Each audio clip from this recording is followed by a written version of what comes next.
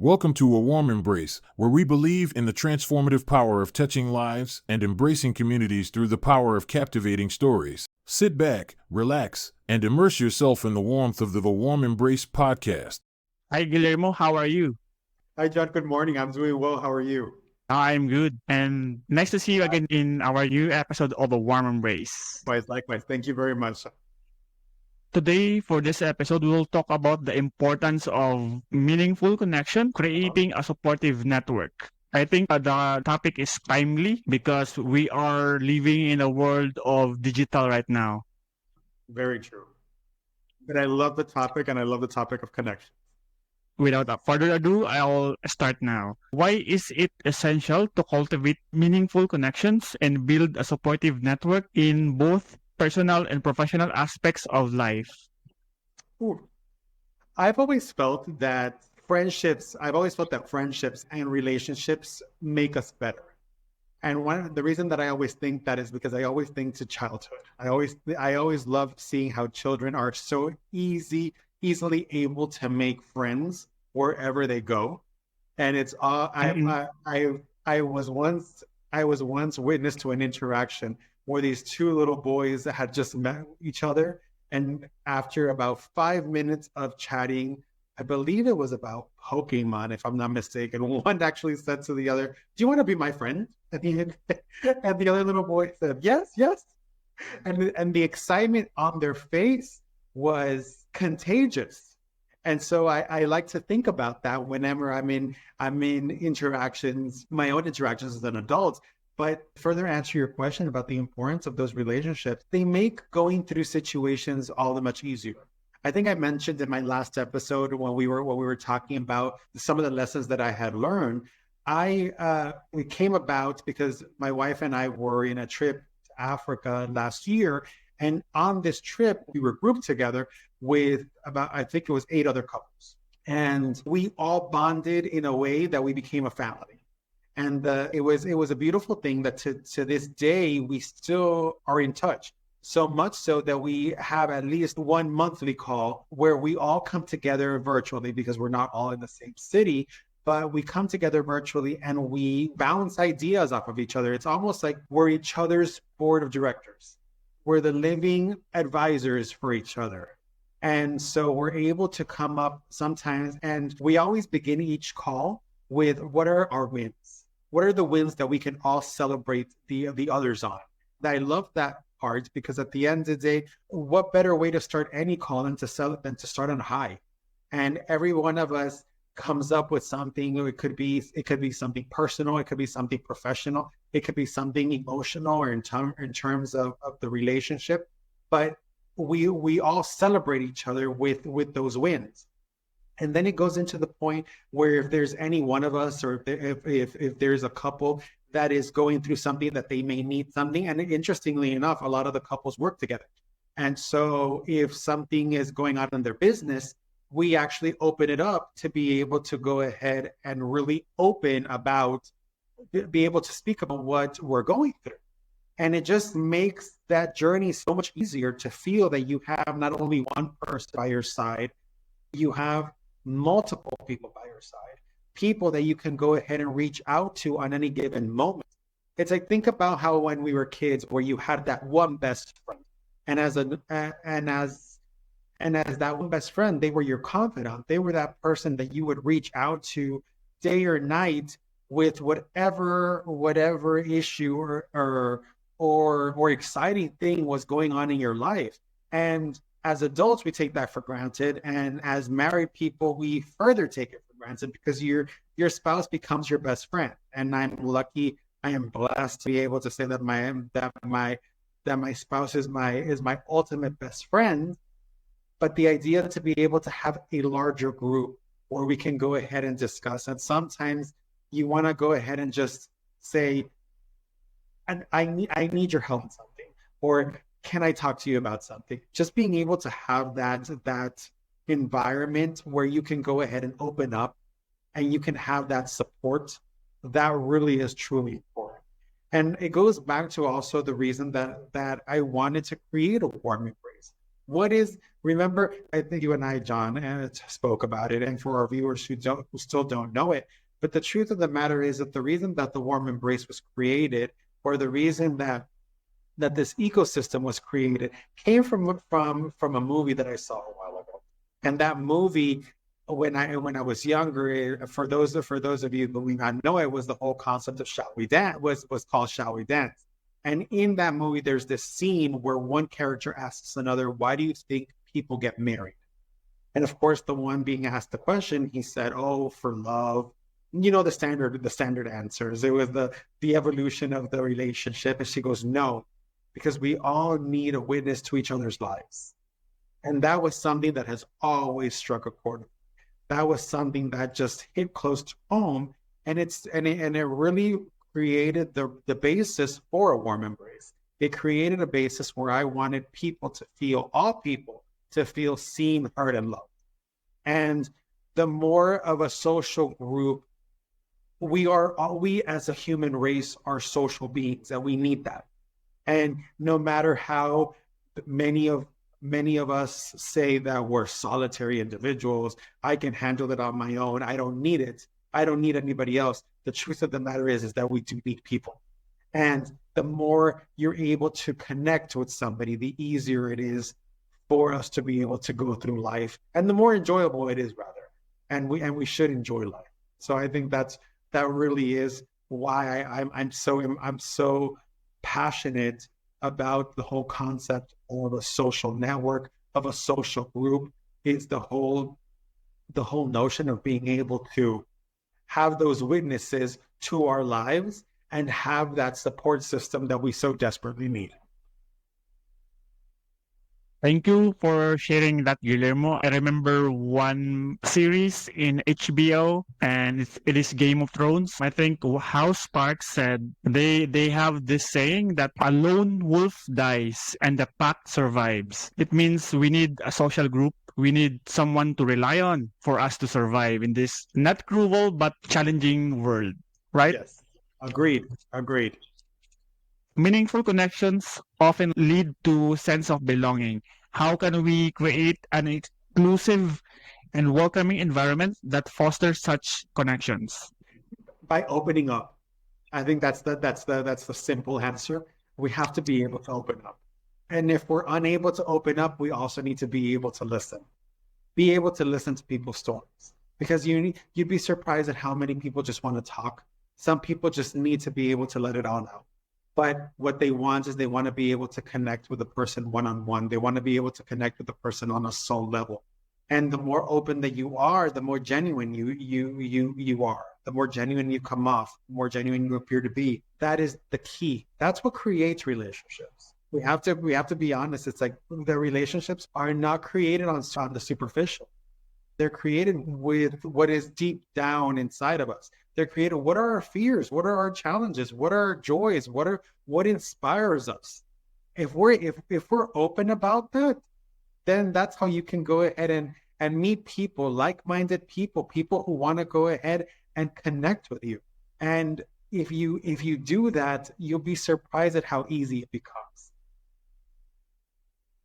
I think this next question, I think it's really, really timely. Social media has revolutionized how we connect with others, but it can also lead to superficial relationships. How can we foster depth and authenticity in our online connections? You know, I am embracing social media more and more as we're going through the warm embrace, and as we're going through the Guillermo.world. I'm embracing social media more. I think I've been a little delayed on jumping on the true social media bandwagon. I think I don't want to, not without too much desire to date myself. My first foray into social media was Facebook. And even then, I wasn't one of the first people to have an account. I mean, my wife was the one who opened my account. To do that, I started connecting with more people. And it's interesting because I have this hard and fast rule when it comes to social media, right? Or on the personal level, is that you and I wouldn't become Facebook friends, if you will, until we had at least 3 real life connections. And I think that was a rule that I set up for myself, because at the end of the day, I did, at the time, this was in 2008, I didn't know where social media was going. I didn't know what to make of social media. And as a result, I was a little bit guarded.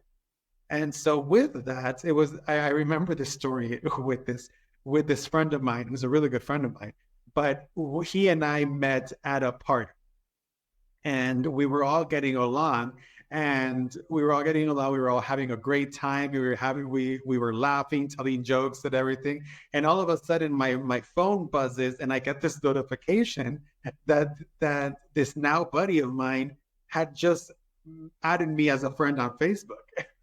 And I called him out on it. I said, we haven't even finished meeting at this party, and you're already adding me as a friend on Facebook. And I said, listen, just so you know, I have a 3-meet rule. So we can go ahead and see each other at least 2 more times, and then I'll go ahead and accept you. What I truly wanted to say is, I wanted to be in the moment. And he was already trying to make a social media connection. And granted, this was early on in the life of Facebook. But to me, it's, why don't we become friends? Why don't we truly become friends, as opposed to becoming Facebook friends? You know? And I think that there's that distinction. I think that really is a distinction that I have lived by.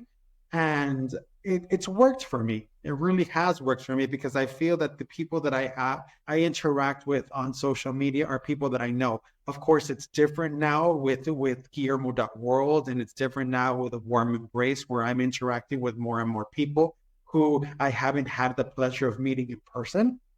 So I'm embracing a new wave. But what I still am maintaining is the whole concept of being authentic. The person that you're going to see online is the person that you're going to see in person. The person that you're going to interact with online is the person that you're going to interact with in person. And so sometimes it's funny. Sometimes I've wanted to wear that shirt that says free hugs. I've yet to get one, but I do want to get one. And it's funny, because I tell my wife, like, I want to wear that shirt. And she goes, do you know how many people are going to come to give you a hug? And I'm like, and I always answer, hopefully hundreds. She goes, yes. What of those hundreds? How are you going to connect with them? And I'm like, well, at that point, it's going to be a personal connection. And I think that we had this conversation, if I'm not mistaken, John, in episode 3, the whole concept of how to connect, and that a hug, it doesn't have to be physical. The energy of a hug can be transmitted. And I think that's where I like to go ahead and proceed my life. At the end of the day, even in the middle of social media, I know that we often believe that we need to be showing our best lives possible. And while that can be beautiful for the sake of beauty, it's not real. It's not realistic. And I think that we should be more open to sharing our lives, provided that we feel comfortable doing so, but share the lives, the good, the bad, and the ugly. Because at the end of the day, then we're not necessarily lying to ourselves and lying to others. We're truly being authentic. We're being our true selves. And I, for one, am not perfect. I, for one, am not this happy all the time. And I accept that.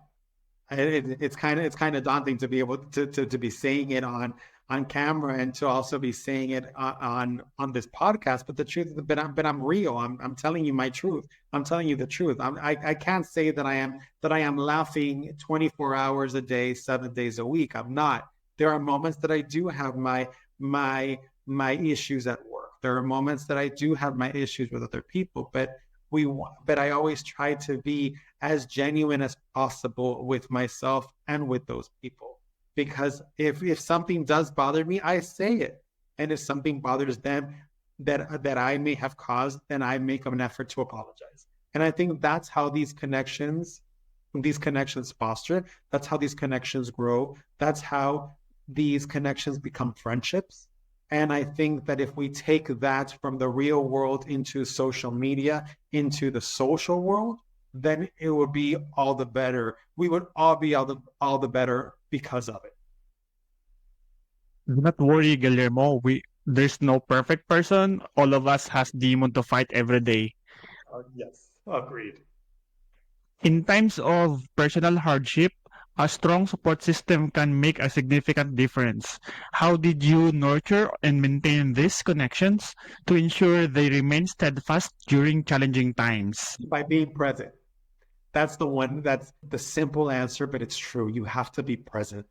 And that's one of the things that, for example, in this group call that we have, this family call, and I'll be honest, since we were in Africa, the group all of the different groups were called by an animal, and so we were the hippos, and so we came up with our own motto: hippos were faster than we look. Hippos slow but sexy. We came up with some fun mottos, but the truth of the matter is that we all met in June or July of last year, and we're still very much in touch. And next month in April, we're all going to come together for the wedding of a couple that we met there. And so it's beautiful that we're fostering these friendships. Why? Because we're always present. And even if we can't be always immediately present, we make efforts to be there. So that's really the biggest the biggest tool that I can go ahead and share is the whole concept that you need to be there. You need to give of yourself. And presence is such a gift, even when you're not talking, even when you're not speaking. Just being there, just giving your energy is such a gift that you can give anybody. And that really is what allows for relationships to foster and for connections to grow and solidify. Some people may struggle with forming connections due to social anxiety and shyness. What advice do you have for overcoming these barriers and building meaningful relationships? You know what? One of the things I have this friend. I have this friend who told me once, Guillermo, you were heaven sent. And it was interesting because we both arrived. It was a Friendsgiving party that we all arrived together, and Dorota and I arrived together with this gentleman. His name is Ram, who eventually became a really good friend of ours. But he was new. He was new into town. He had been invited by a friend of ours, but he was going to this event without knowing anyone, or maybe one person. So it's funny because we both arrived, or the three of us arrived at the same time. So when we arrived, he got out of his car, and then Dorota and I got out of our car. And since it was a Friendsgiving event, it was during Thanksgiving. And I'm the type of person who likes to dress up. I like to wear something fun. So that day, I was dressed all in black, but I had orange suspenders and a turkey hat. So he, of course, sees me in my big turkey hat, and he's like wondering, what did I get myself into, right? And so where the three of us are walking toward the door, and you can see that he's quiet and he's just looking our way. And I just asked him, "Are you going to the Friendsgiving party?" And he's like, all quietly, "Yes." I'm like, "And what's your?" And I introduced myself. I asked him what his name was, and it allowed him to become a little bit more comfortable. And so when we got to the door, a friend of mine that I knew that he didn't know opened the door. And so I said, "Hey," I introduced him. And I said, "This is my new friend, Ram." And I made him feel included. And he later on, not years, but months later, he actually took me aside, and he said, "You know, Guillermo, that one day, that one Friendsgiving was one of the biggest gifts that you could have given me, because you made me feel included." But what he did was he actually made the decision to go. That was the decision. It wasn't, I'm not going to take all the credit because I can't, but he made the decision to go. He made the decision to put himself out there. And so when you're asking the question about the people who may be socially anxious or suffer from social anxiety, put yourself out there. Remember, it goes back to what we were speaking about in episode 4. Take a step. I know it's uncertain. I know it's scary, but you need to take a step. And you'd be surprised how many Guillermos there are out there. How many people just want to go ahead and introduce you to their friends. How many people they just want to go ahead and make you feel one of their own. And that was a gift that I could go ahead and give him, but it wasn't something extra that I did. I introduced him to everybody at the party that I knew, and I said, this is my new friend Ram, and he eventually made his friendships, but I just opened the door. He became friends with them. They didn't become, I would be remiss to go ahead and say, or it would be elusive for me to think that they became friends because of me. No, he did the work. He put himself out there. He actually took a step to go out to a party where he didn't know anybody. And then he became friends with tens of people, 10 and 20 people, just from taking that first step. And that is something that he did. And like I said, Guillermos are a dime a dozen. People like me, extroverted people, are a dime a dozen. There are people who are just wanting to go ahead and meet you. I even say sometimes I have a friend and who's also a team member. His name is Alex. And I tell him, you know what, Alex, you would talk to a tree if you could. It is true, because he's so open and he's such a joyful person that sometimes I even think, wow, he overshadows me, but he has his gift. Just like we all have our gifts. And I love to be meeting people. I love to be joking around with people. I love to be talking with people. People connect in a very different way. So that one, if I were to go back and to answer your question in a more condensed way, take a step. Just take a step. Take a step into the unknown, and you would be surprised just what can come out of it. Well, you are truly heaven sent for him, Guillermo, because without you, I think it will be awkward for him. There are others. There, like I said, John, there are always other Guillermos out there. And of course, I was the first one, but he would have met people. But he took the first step. And again, I will never take away that credit from him, because he took that first step. He wanted to meet people. I wish we have Guillermo Lopez here in the Philippines too. I'm sure you do. I'm sure there are several there. I think this is the last question, Guillermo. Okay, I'll read it. Trust is a crucial element in any supportive network. How did you establish and earn trust of others to strengthen your connections? Trust, I'm going to be very honest with you, John, is that trust to me is both a blessing and a curse. I, for one, am a naturally trusting person, and I see the best in people, and I love to see the best in people. Of course, I've been burned in the past as a result of that, and at one point I even said, "Oh, I'm not going to trust."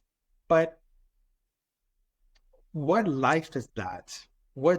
How is there any joy in that? It's like I know of a person who says, "I don't trust anybody until they give me a reason to trust them." So then that means that they're walking around this world distrusting of everyone. If I dare to say it, they're walking around angry. They're walking around sad, seeing the worst in people.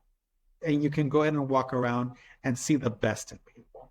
And I think that that's how I approach it. And you could probably ask this question to somebody else and they may have a completely different answer. And that's not to say that that answer is incorrect. But for me, I still choose to trust. I still choose to go ahead and find the best in people, because the truth of the matter is, it's that makes life all that much more enjoyable. Why are we going to go ahead and walk around with negativity and or in negativity when we can walk around with happiness and seeing the best in people and enjoy? That's how I choose to do it. I know that I've been burned in the past, but I haven't been burned enough to not want to see the best in people and to want to naturally trust them. Well, thank you so much, Guillermo, for sharing that. I think this episode is also a jam-packed, and then we've learned so much from this episode. We are so grateful for you, Guillermo, for sharing those stories and also for giving us the idea to trust people more because it makes our lives easier, right? It does. It certainly does. It certainly does. It's not to say that it's not without its challenges, but it does make life more enjoyable. It really does. And again, if I were to condense the key takeaways from this episode, John, I think it comes down to the fact of just be you. To borrow from the US Army logo, be all that you can be, but just be you. Be true to yourself. Be true to yourself both in person and on social media, and be open and be present. Because the moment that you find that you're present, you will see how many doors open for you, how many connections open for you, and how many friendships blossom. And as far as just for my introverted brethren, I know it can be hard, but take that step, and eventually you'll find that one person who wants to go ahead and give you a hug and introduce you to people. But if you take that step, if you take that leap of faith, you're going to find them. You're going to find them, and be trusting. Be trusting that they want the best for you, because at the end of the day, it really doesn't serve us to think that people want to get us. And so if you want to know more, first of all, I want to thank you, John, for asking these profound questions and giving me an opportunity to answer them. Thank you for listening. Thank you to our followers for listening. And if you want to know more, follow us on all the major social media platforms. Again, we're on Facebook, we're on Twitter, or X rather, formerly known as Twitter. We're on Instagram, we're on TikTok. We're on our podcast, which is available on all the major podcast platforms. You can go ahead and subscribe and like us on YouTube. And always, if you see me in person, feel free to give me a hug. And until then, a warm embrace from my heart to yours.